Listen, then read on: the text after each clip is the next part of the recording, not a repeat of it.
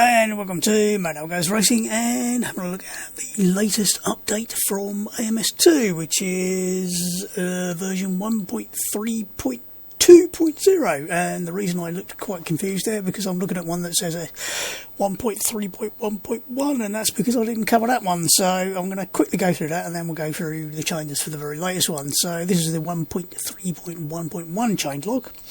General added real weather historical data for Cleveland and Watkins Glen. UI and HUD fixed instances where custom AI drivers would have wrong nationality. Fixed an issue where all AI would have incorrect nationality in session results screen. Fixed leaderboard not being enabled by default in cockpit view. Added tyre wear and temp info to damage widget. This can be disabled by selecting the minimal version.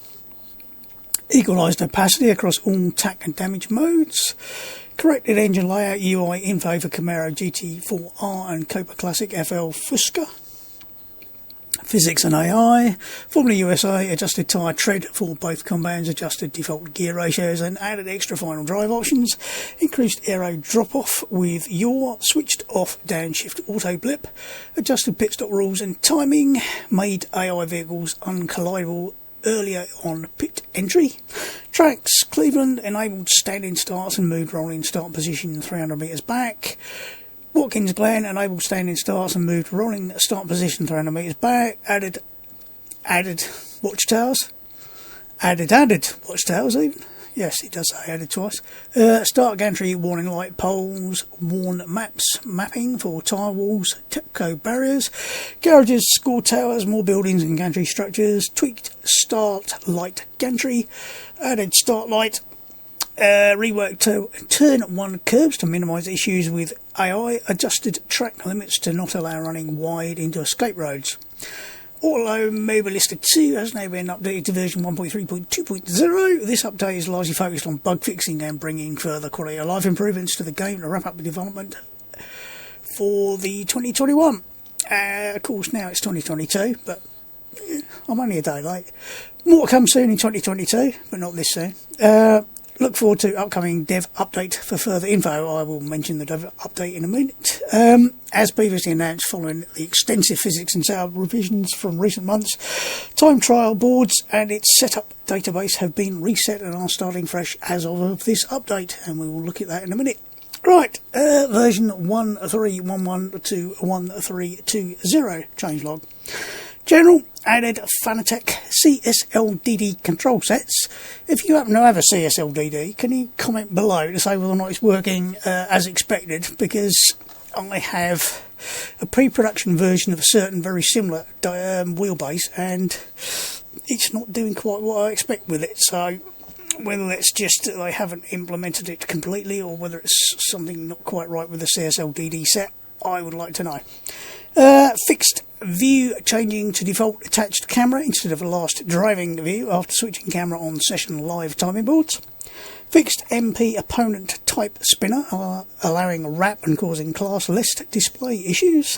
Fixed missing player avatar image on profile affinity tab. Fixed incorrect wheel range for some controllers. Rate limited Fanatec rumble motor updates. UI and HUD fixed an issue that would prevent driver profile details being saved in some instances. Added a user option to configure ICM auto close time under options, gameplay, display, ICM auto close. So now you can have it opening longer if you want it, or closing quicker if you want it. Replay screen allowed info elements to remain visible when controls are hidden, and added watched driver overview.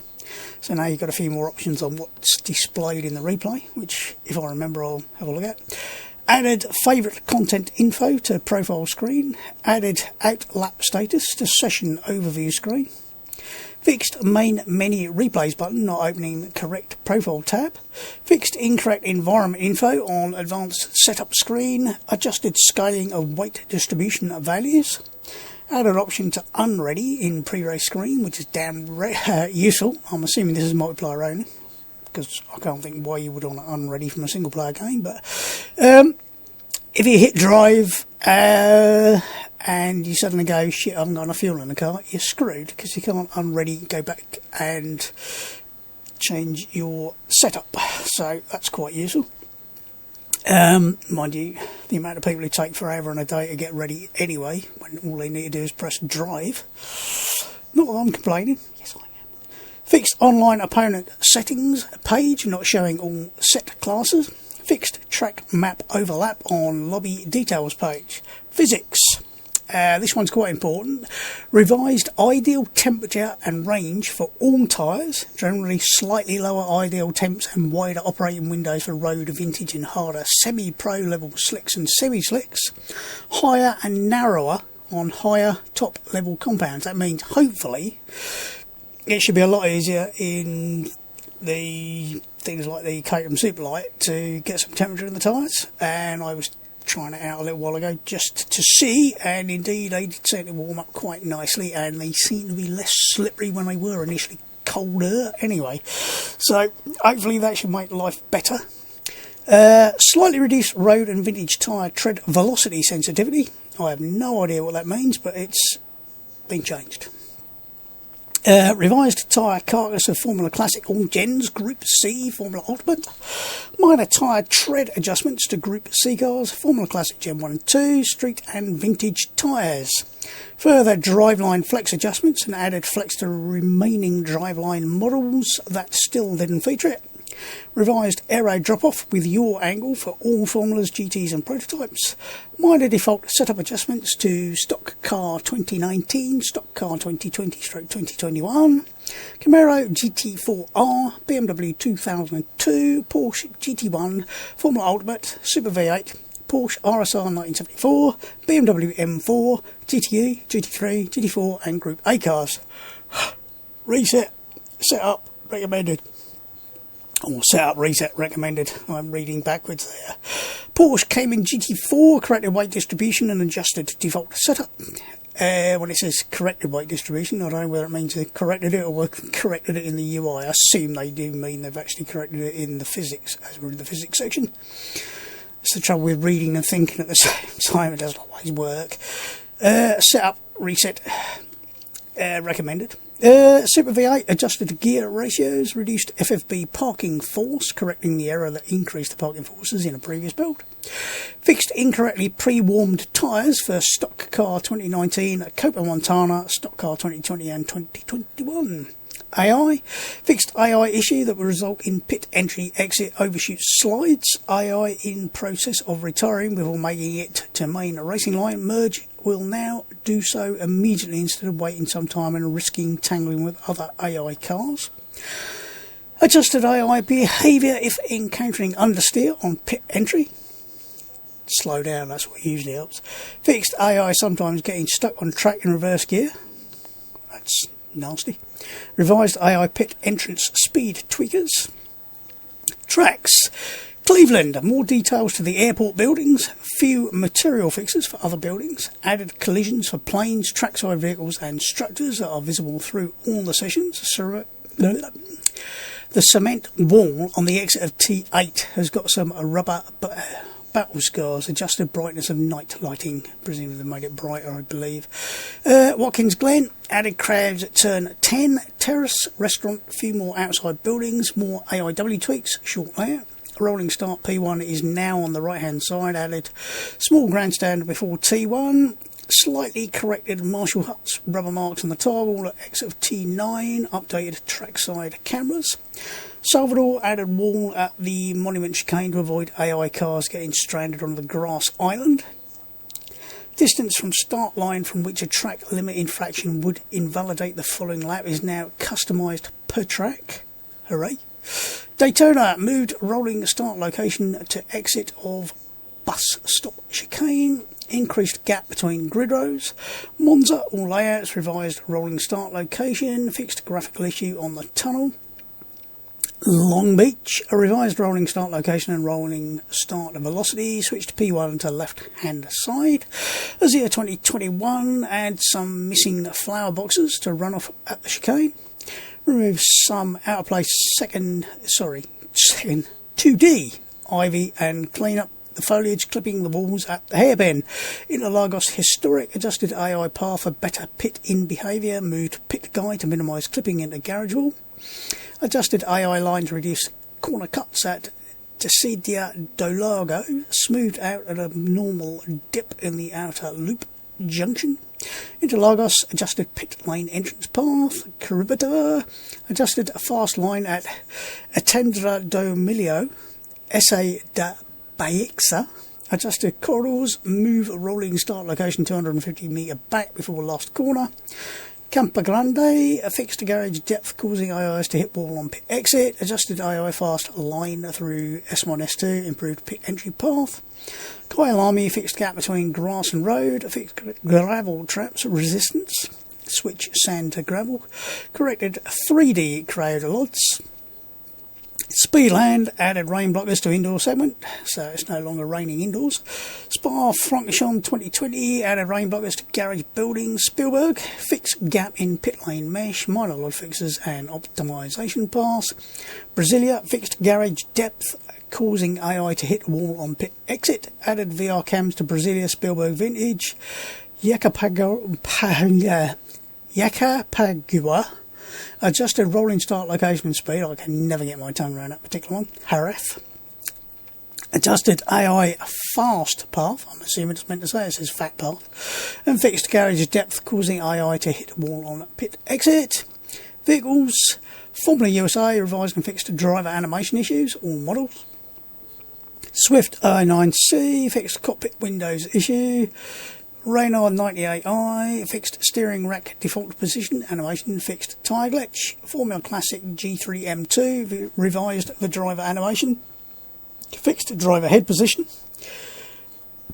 McLaren 720S GT3 material, update for liveries 2790, new sponsors added for liveries 11, 22 and 87. Stock car Omega, updated windshield textures, VW Polo Virtus, updated custom materials, Formula V10 Gen 1, updated driver animations, and a Rocco fixed left tyres sidewall issue. Now, there was a couple of things I mentioned in there that might be worth going back over, although I think at the moment it's probably worth having a quick look through the latest dev update, which was also posted yesterday. They were basically explaining that things didn't quite go according to plan. So the part two of the part two of the Driving USA hasn't come out yet. So still no Road America, still no more IndyCars for, I think there were meant to be some newer ones, 2000 something. Also, still no sign yet of the 1970s Spa and Norgecliffe. They should hopefully, in order, the DLC for the part 2 of the Racing USA should come out by the end of January. The other stuff should be out in the first quarter, did I say, of 2022? Yep, first quarter, hopefully. So they are planning on putting out a roadmap sometime soon. Probably in the January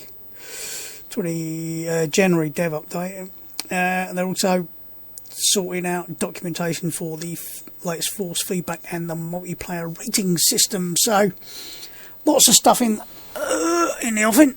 Come here, chair, so I can just put that down there. Hopefully everybody's being patient and not getting too up their own arse about the fact there's a few things delayed, because frankly, it's software development, things get delayed. It's the way of the world, I'm afraid.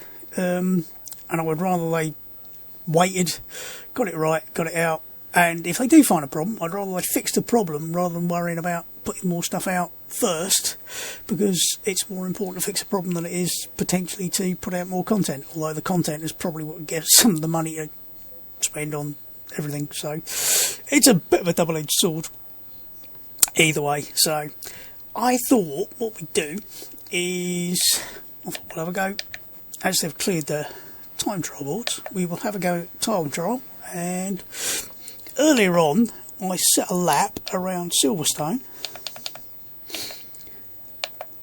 in the that one, hopefully. No, bugger, wrong one.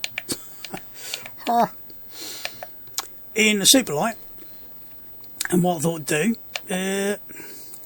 is, oh look, if you notice there, it's done with a controller. What I thought I'd do is I'll do a couple of laps and see if I can beat that with a steering wheel. Because if I can't, that'll be bloody embarrassing, won't it? Although I'll give myself a maximum of 3 laps. I did 6 or 7 laps with a controller, get down to that time, which I thought was probably a reasonable time. No idea if it really is or not, but we'll give it a shot. I think, having tried a few laps earlier on with the same car, this is on road tyres, A1 did ours, they definitely seem to warm up better and get a bit stickier a bit earlier, so no idea what's going to happen, but let's go for it.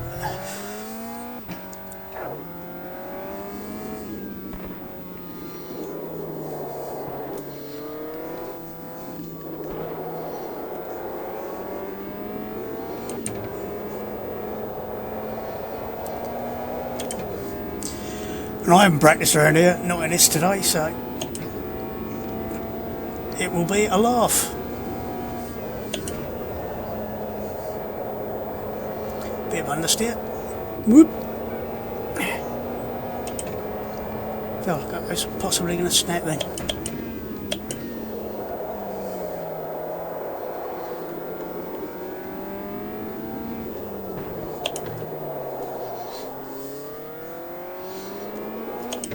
Change down the gear like a handbrake turn.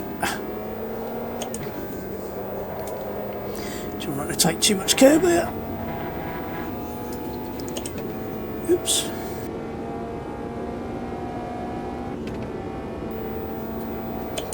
Oh, that was not good. That was not good. Don't know what happened there.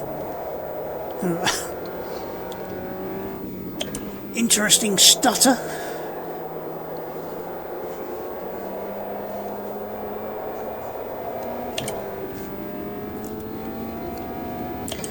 I'm assuming that will come out in a video.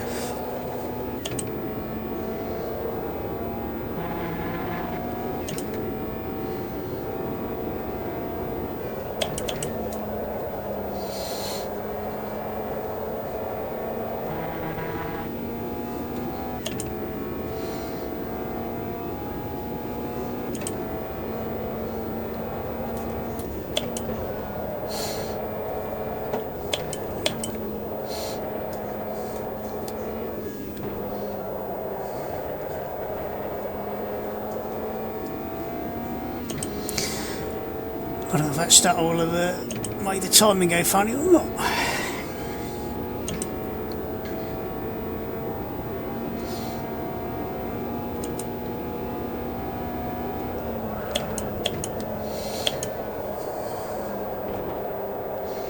Let's just miss that apex completely, shall we? Yep.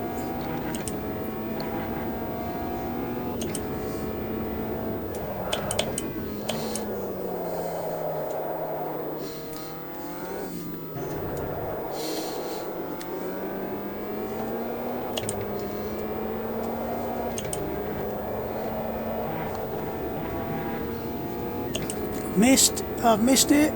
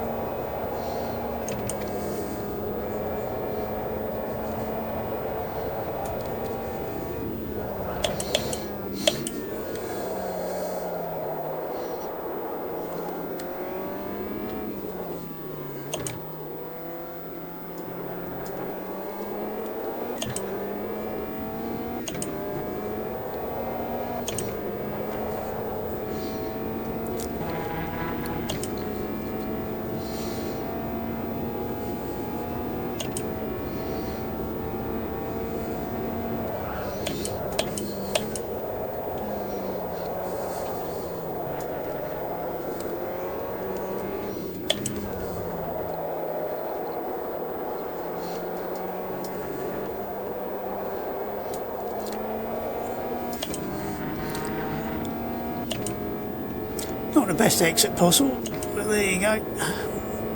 losing time all the way down the straight compared with the first lap, so...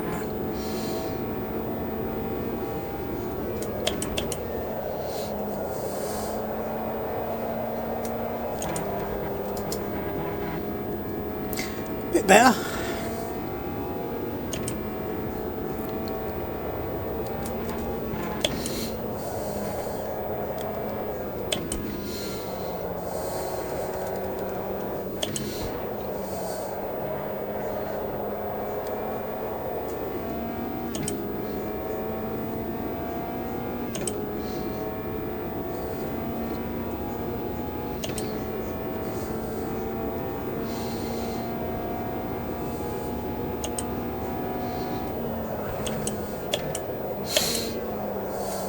Try and hit the apex this time, see if it makes a lot of difference.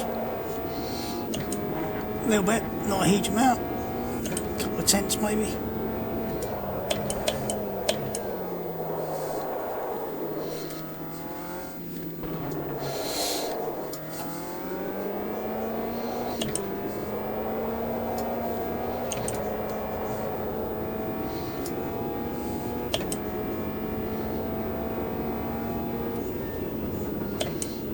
It's official. I'm faster with the wheel than I am with the gamepad. Now, sure, with a couple more laps, I'd have probably been a bit quicker, but not a huge amount. I was surprised how close it was, actually. Of course, it means I'll have wiped my previous time on a gamepad, but there you go. So,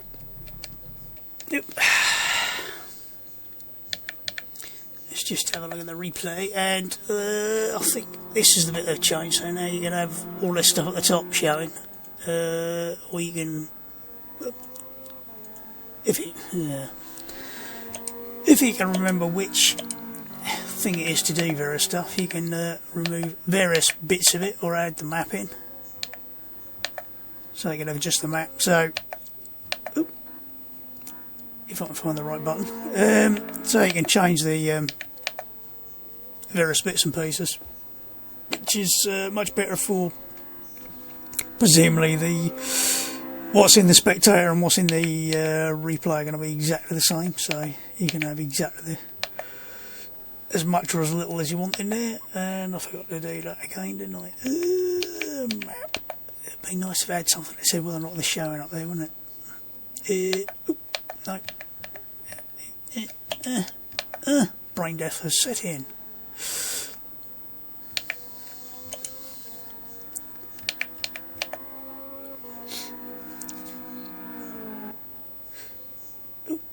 Bit of a stutter there, but yeah, that was a bit of a weird stutter. I don't know if that will show up on the replay, on the video, but we'll see. But I think the tyre improvement is quite important. The fact that you get much more usable spread of available temperatures and a much lower working range, especially in the sort of semi-slicks and the road tyres, because they were a pain in the arse to get some heat and temperature into it to get them to work. So that's going to be an important change. And again, lots of nice little quality of life improvements, which all add up to a much better game overall. So more to come. That'll do for now. And thank God I managed to beat my lap time with the wheel over the time with a pad, otherwise I'd have felt a bit of a twat, but there you go. Obviously too much practicing with Wreckfest with a pad earlier to try and improve my performance on Wednesday nights. So from me, for now, enjoy your racing, enjoy 2022, Happy New Year and all that, and hope to see more of you this year. See you soon, and goodbye.